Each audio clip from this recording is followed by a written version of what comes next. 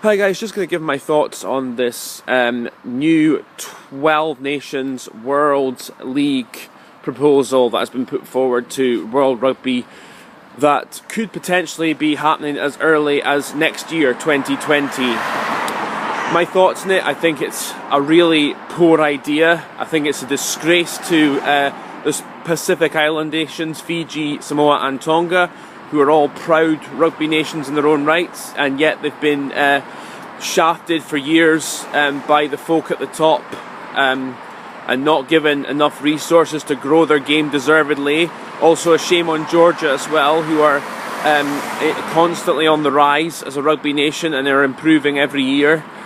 And also it is basically something that's just put together by corporate busybodies, and it just is a cash grab, little more than that. I think for the nations involved it's going to be really bad for player welfare, especially with the Six Nations and the Rugby Championship still going ahead.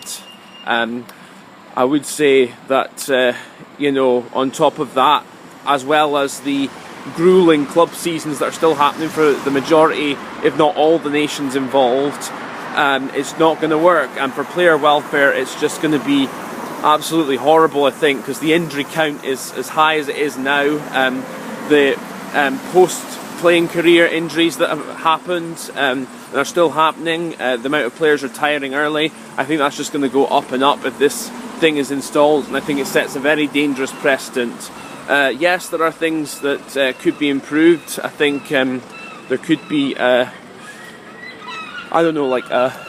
something that's maybe a playoff. I mean, I'm quite happy with the system as it is just now, but long term, I think they could have a playoff for the Six Nations. Maybe get likes of Georgia or a second tier nation, group of nations involved. That's a possibility, and maybe the odd playoff between the best. Like the European Cup, the winner of the European Cup plays the winner of the Super Rugby, those kind of playoffs. But in general, I'm of the opinion that rugby seasons need to be a bit shorter and not longer for player welfare, and to also get the maximum out of players on the playing side.